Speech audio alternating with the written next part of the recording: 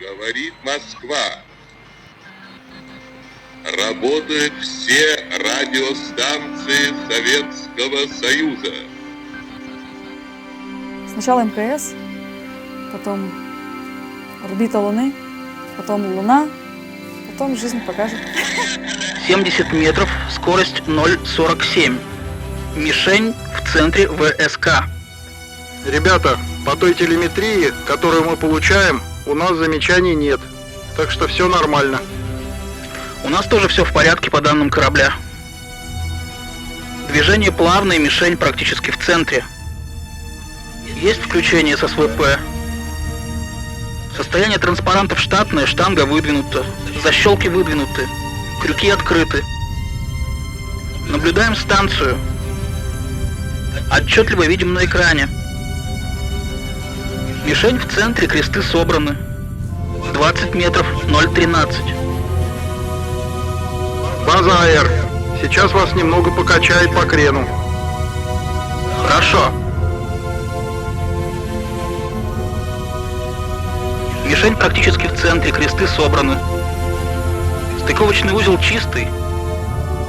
2 метра 0,12. Есть подвод. Есть механсоединение. Есть цепка. Принято. Ребята, мы вас поздравляем. Добро пожаловать.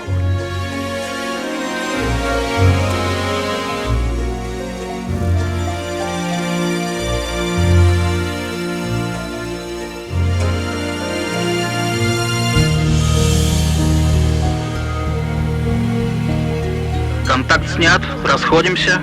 Есть работа ДПО. Скорость расхождения увеличивается. Принято. Уходим от станции вниз. Включайте РВ. Не забывайте давать данные по высоте и скорости. Продублируйте нам телеметрию. Наддув в баках ТДУ. Понял. Какая луна красивая под нами.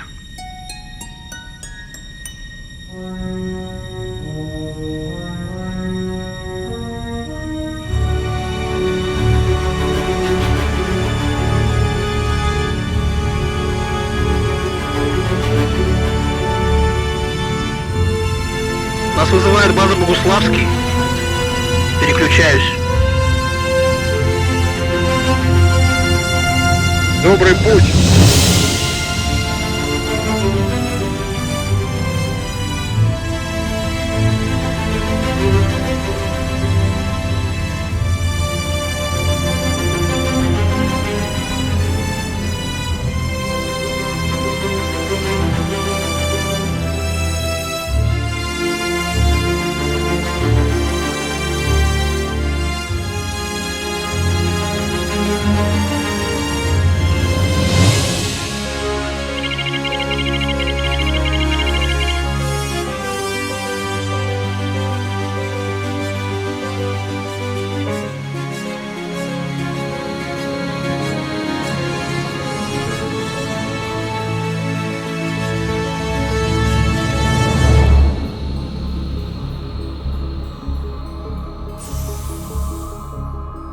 Добро пожаловать в учебный класс.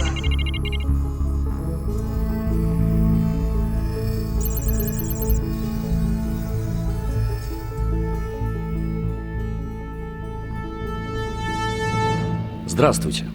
Мы продолжаем наши занятия. Сегодняшняя тема – советская и российская космонавтика. Но сначала домашнее задание.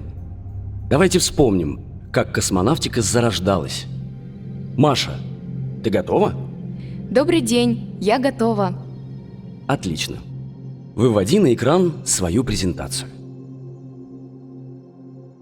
Необъятное пространство космоса содержит бесчисленное множество миров, звезд, планет, астероидов, комет, облаков из пыли и газа. Мы живем на удивительной планете, которую называем Земля, о других мирах, о возможности жить, путешествовать и работать вне Земли люди мечтали давно. Но как подняться в бескрайнее небо?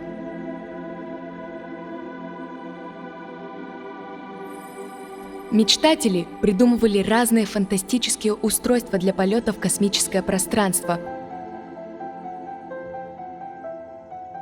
Но оказалось, что ни крылья, ни даже огромная пушка не могут преодолеть мощное земное тяготение. И тогда люди задумались о ракетах. Герман Юлиус Оберт в Германии, Роберт Хатчингс Годдард в Соединенных Штатах Америки и Константин Эдуардович Циолковский в России пришли к мысли о практической возможности применения ракеты для полета в космос. В Советском Союзе научные и научно-фантастические книги Циолковского о полетах в космос, многоступенчатых ракетах, орбитальных станциях, скафандрах и невесомости стали популярными еще в 30-е годы 20 века. Энтузиасты межпланетных путешествий, воодушевленные трудами ученого, приступили к созданию первых, тогда еще не космических ракет на непривычном жидком топливе.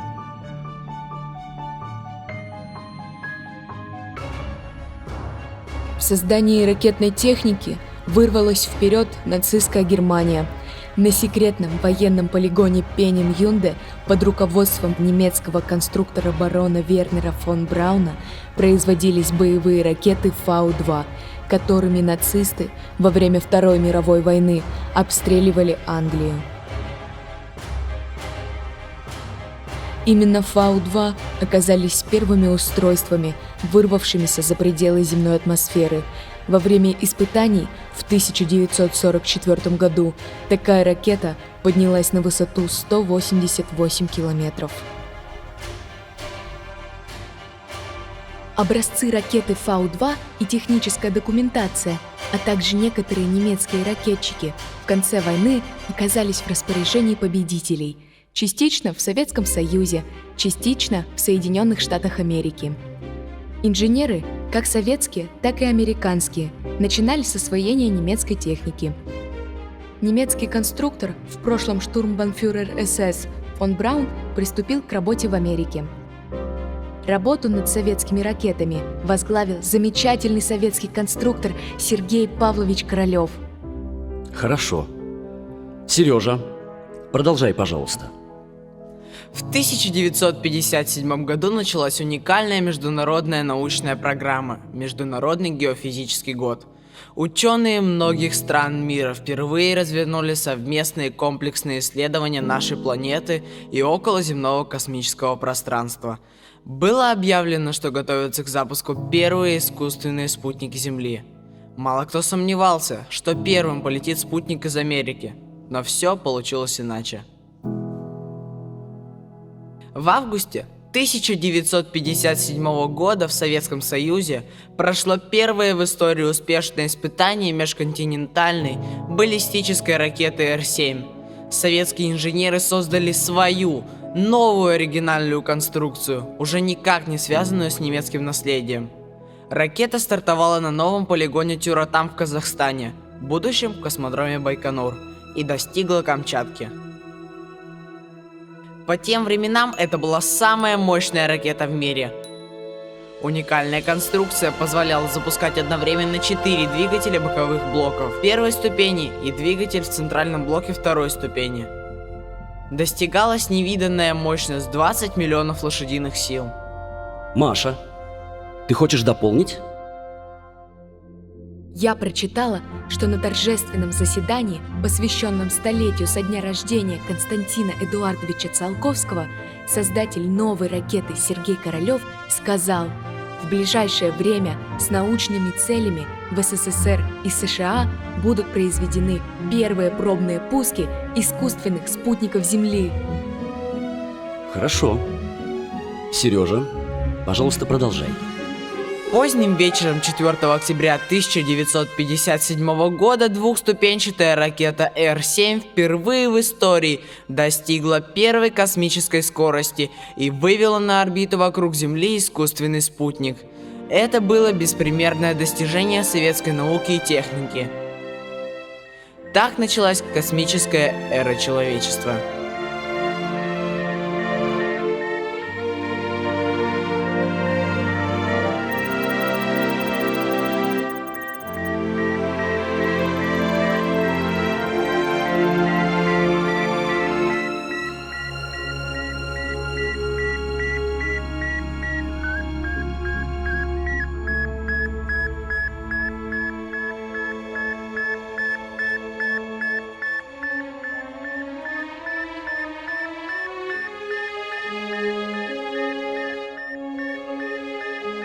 Позднее и другие страны подключились к космическим исследованиям. Выдающиеся достижения принадлежат Соединенным Штатам Америки. Уникальные миссии выполнили страны Европы, Япония, Китай, Корея, Израиль. Число участников космической деятельности быстро росло. Спасибо. Вот так начиналась космическая эра. В ходе сегодняшнего урока мы не сможем показать всю грандиозную историю мировой космонавтики. Для этого понадобилось бы слишком много времени. Я расскажу о главных достижениях в деле освоения космического пространства, где Советский Союз и его наследница Россия стали первыми. Итак, я начинаю. Уже через месяц после старта первого спутника был запущен второй. Он весил целых полтонны. На его борту были не только установлены первые научные приборы. Здесь размещалась кабина с собакой. А в мае 1958 года стартовал третий советский искусственный спутник Земли. Его масса составляла более 1300 килограммов. На борту были установлены 12 научных приборов. Это была первая настоящая научная лаборатория в космосе. В марте 1962 года в Советском Союзе был запущен первый спутник серии «Космос». Только за первые 60 лет реализации этой грандиозной программы на орбиту вышли более 2500 различных аппаратов под этим названием. Спутники выполняют научные исследования, обеспечивают связь, интернет, телевидение, навигацию, метеорологические наблюдения, дистанционное зондирование Земли, оптическую и радиоэлектронную разведку. Проводятся и научные эксперименты. Яркий пример советского научного спутника, запущенный в 1968 году, Протон-4, массой 17 тонн. Он был предназначен для изучения космических частиц высоких и сверхвысоких энергий. Этот уникальный спутник многие годы оставался рекордсменом по многим параметрам. Сегодня множество космических аппаратов из разных стран мира трудятся в интересах человечества. А все началось с пусков первых советских спутников. И все это благодаря нашей ракете. Совершенно верно. Уникальная советская ракета Р-7 оказалась одной из лучших в мире в своем классе. Представьте себе, в современных модификациях она успешно летает и сегодня. В январе 1959 года, оснащенная третьей ступенью, она впервые в истории достигла второй космической скорости. Автоматическая межпланетная станция «Луна-1» преодолела земное притяжение, прошла рядом с Луной и вышла на орбиту вокруг Солнца. В советских газетах ее назвали первой искусственной планетой. Ну, да, конечно, для планеты этот аппарат маловат, но он впервые стал двигаться вокруг Солнца как планета и летает до сих пор. После нескольких неудачных попыток 14 сентября 1959 года советская автоматическая станция «Луна-2» достигла Луны. Она упала вблизи крупных кратеров Арестил, Архимед и Автолик. Здесь, где человечество впервые прикоснулось к Луне, лежат среди лунных камней маленькие металлические вымпелы с памятной надписью. Здорово! Это далеко отсюда? Довольно далеко. Теперь там стоит памятник. Я думаю, мы там побываем.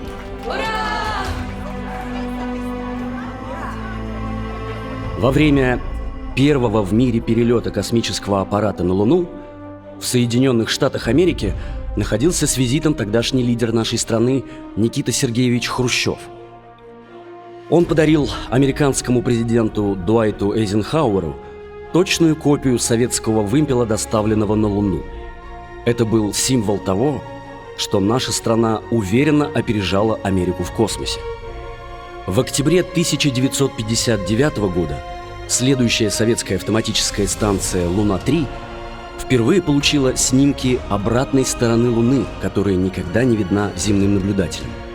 Снимки не очень высокого качества, но они были первыми. На первой карте полной поверхности Луны появились названия, предложенные открывателями, советскими учеными. Большая темная область на обратной стороне Луны стала морем Москвы, а один крупный кратер назван в честь Циолковского. Мы тоже туда слетаем? Нет, нашей программой это не предусмотрено. Давайте не будем отвлекаться.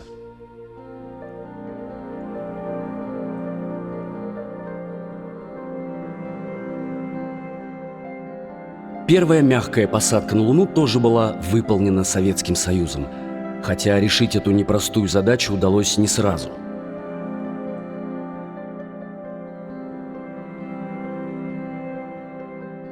В начале 1966 года автоматическая станция «Луна-9» передала первый в истории снимок с лунной поверхности.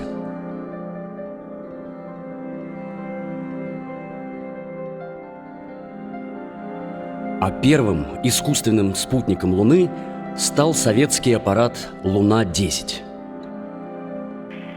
С его борта в прямом эфире передавалась мелодия гимна партии коммунистов «Интернационал». Ну, так в то время было принято.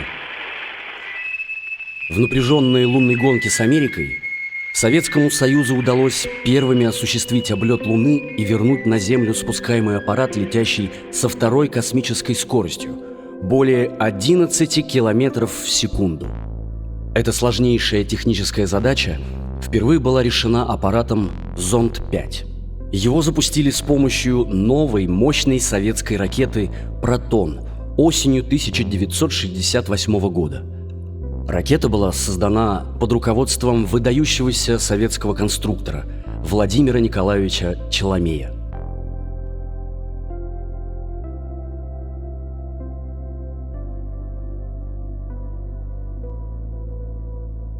Спускаемый аппарат «Зонда-5» успешно приводнился в акватории Индийского океана.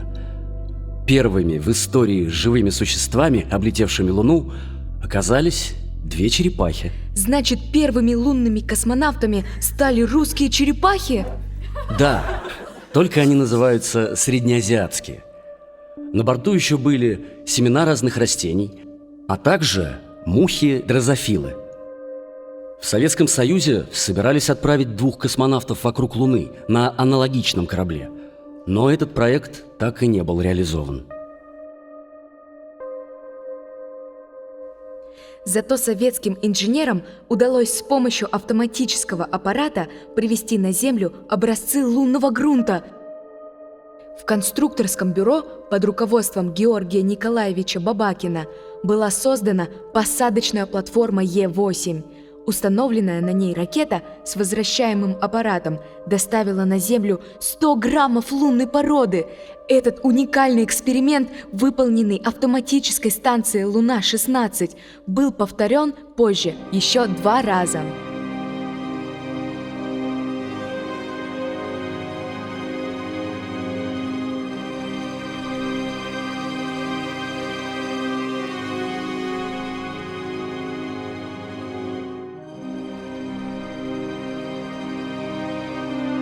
Молодец, Маша. А что было дальше? Такая же посадочная платформа на станции Луна-17 в ноябре 1970 года доставила на Луну первый в мире управляемый Земли самоходный аппарат «Луноход-1». Его младший брат «Луноход-2» спустя 3 года поставил рекорд. Прошел по Луне 37 километров за 4 месяца. Ну а первый наш луноход тоже поработал на славу. За 300 суток работы он преодолел 10,5 километров по лунному бездорожью, на миллионы лет оставив в лунной пыли следы своих 8 колес. Он передал на Землю более 20 тысяч изображений и более 200 панорам лунной поверхности. Достижение советских автоматических лунных станций только через 50 лет повторил Китай.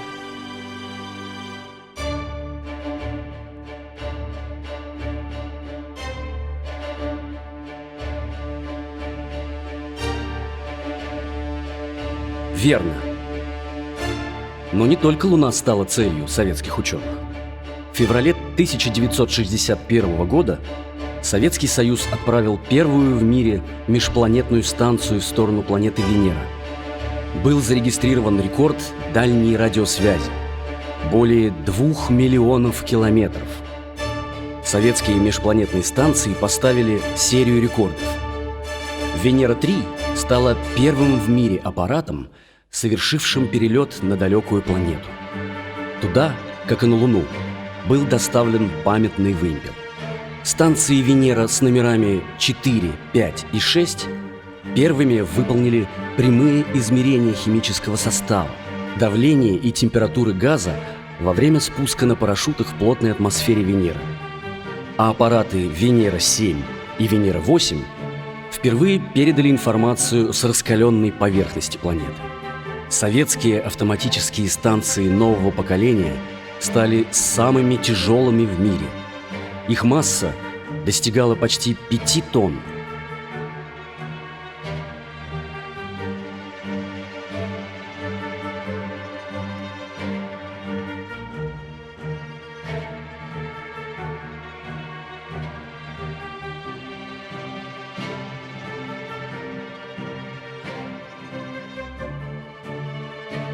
Спускаемые аппараты новой серии впервые передали сначала черно-белые, а затем и цветные снимки с поверхности Венеры.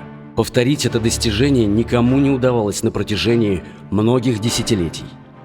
Советские межпланетные станции «Вега» тоже выполняли сложнейшую научную программу.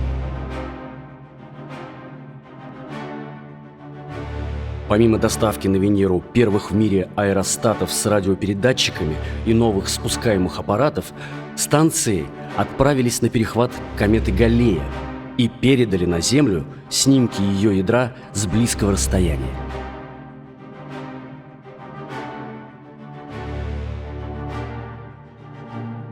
А как насчет Марса? Первым в мире аппаратом, отправленным с Земли к Красной планете, стал Марс-1 в 1962 году. А первый в истории спуск на парашюте и мягкую посадку на Марс осуществил советский Марс-3.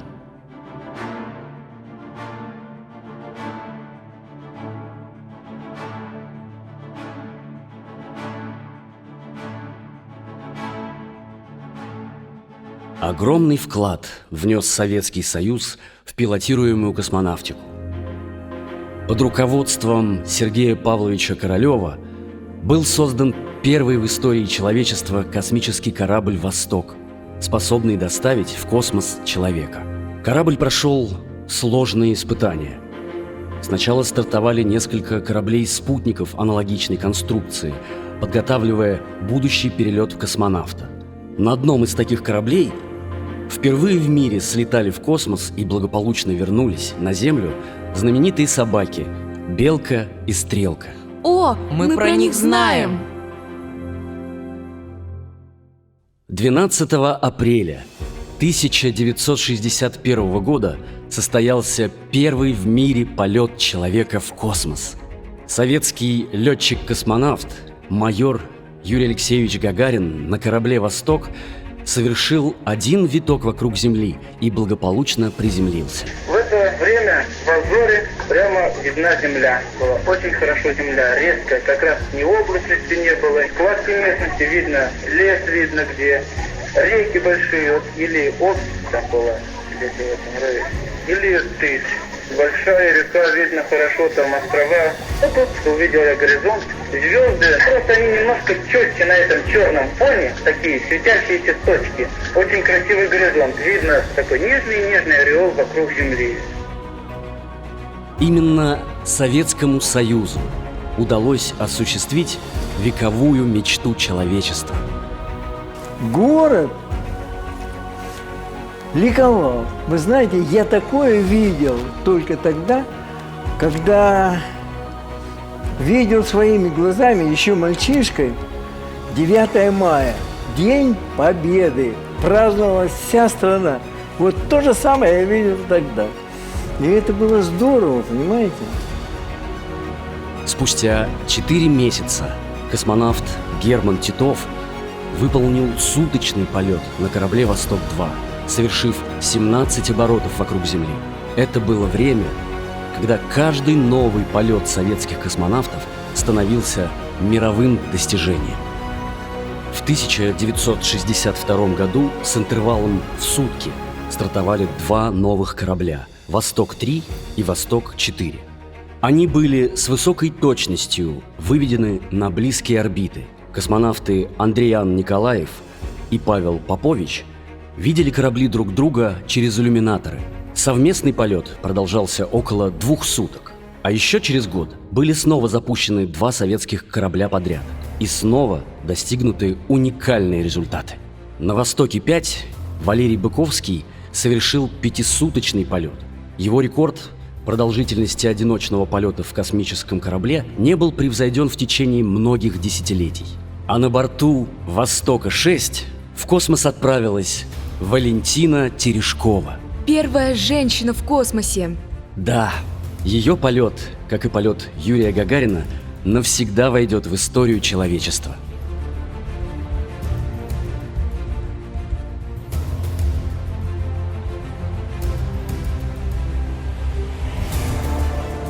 Возвращению на Землю космонавтов, летавших на кораблях «Восток», было делом непростым. На высоте 7 километров, когда кабина уже опускалась на парашюте, космонавт катапультировался из корабля вместе с креслом, как на военном самолете, и приземлялся на собственном парашюте. Ничего себе! Когда для корабля были созданы двигатели мягкой посадки, необходимость в громоздком устройстве для катапультирования отпала, и тогда в кабине освободилось место для целого экипажа. Первый в истории полет советского корабля «Восход» с 3 космонавтами на борту состоялся в 1964 году. Суточный полет совершили Владимир Комаров, Константин Феоктистов и Борис Егоров. Впервые на орбите работали не только военные летчики. Феоктистов – конструктор космической техники, Егоров – первый врач в космосе. Полет следующего советского корабля «Восход-2», как и полет Юрия Гагарина, навсегда останется в истории. Алексей Леонов в скафандре вышел в открытый космос, а командир корабля Павел Беляев ждал своего товарища в кабине, готовый в случае необходимости прийти на помощь. Следующий этап пилотируемых полетов был связан с созданием самого массового и успешного пилотируемого космического корабля в истории космонавтики – корабля «Союз». К сожалению, во время первого испытательного полета из-за отказа парашютной системы погиб советский космонавт Владимир Комаров. Позднее, из-за разгерметизации корабля «Союз-11» во время возвращения на Землю погибли еще 3 космонавтов – Георгий Добровольский, Владислав Волков и Виктор Пацаев. Человечество помнит о них, как о 17 астронавтах, погибших во время катастроф американских космических кораблей в полете и на Земле. Все они настоящие герои.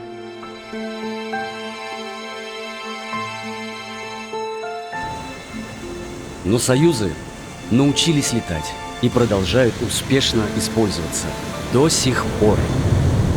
На их счету много достижений, в том числе выполненных впервые в мире.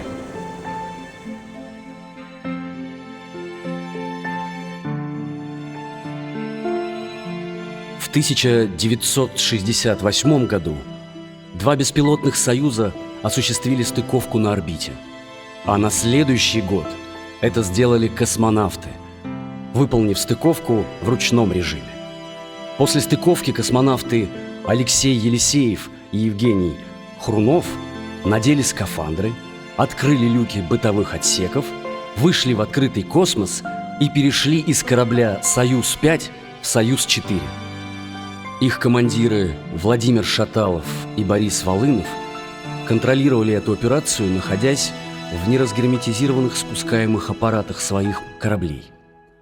Так отрабатывался переход в посадочный модуль для будущей советской лунной миссии. К сожалению, советские космонавты на Луну так и не слетали.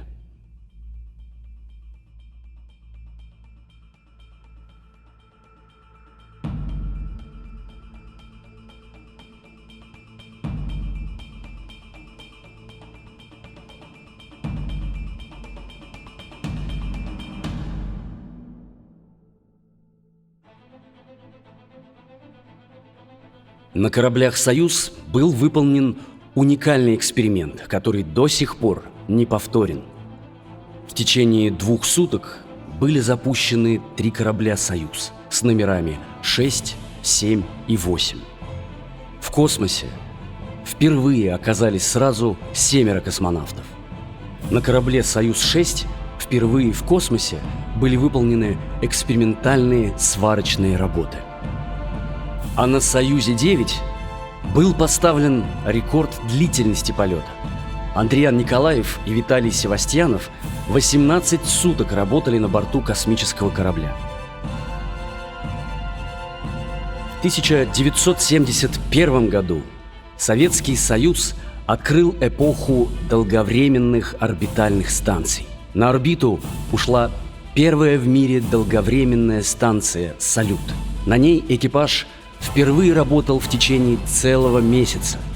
Советский Союз опередил Соединенные Штаты Америки на целых 2 года. Важные миссии выполнили и первые в истории пилотируемые военные орбитальные станции «Алмаз», оснащенные разведывательной аппаратурой. Они вошли в историю под названиями «Салют-3» и «Салют-5».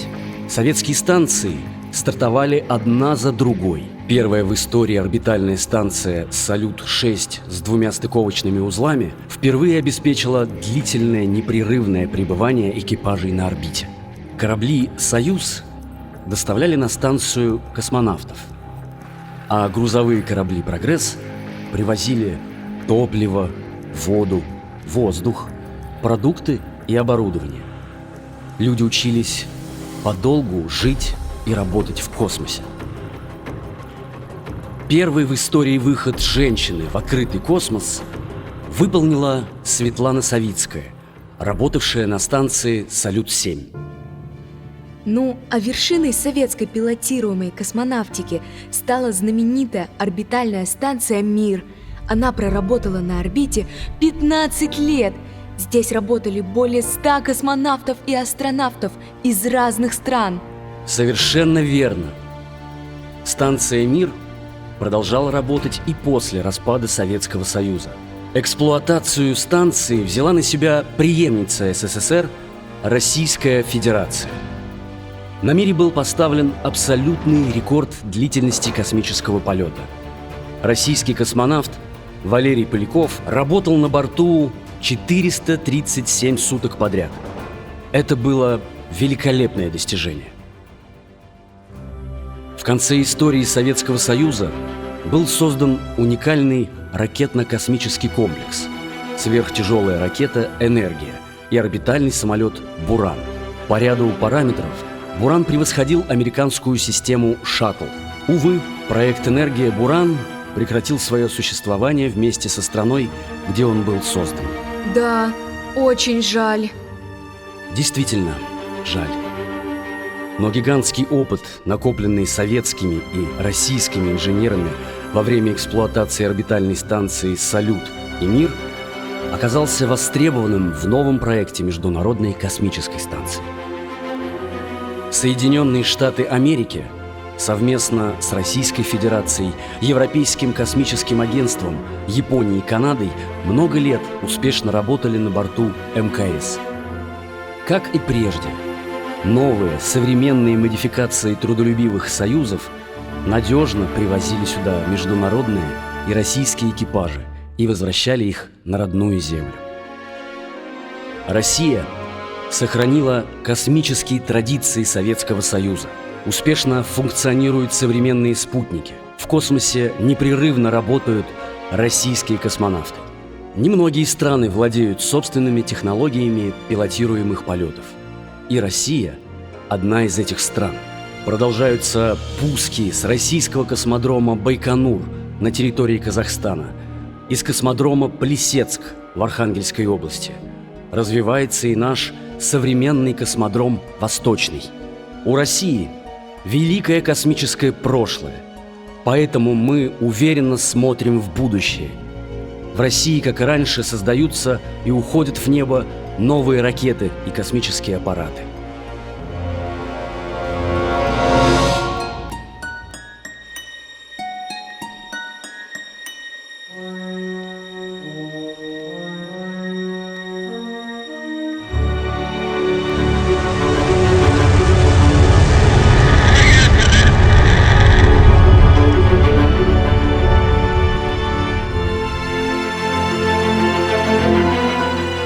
Первые шаги человечества в космос осуществила наша страна.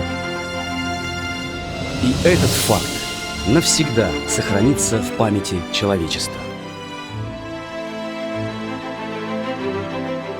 Последнего российского полета не будет никогда. Впереди новые грандиозные свершения. Космическая история России продолжается.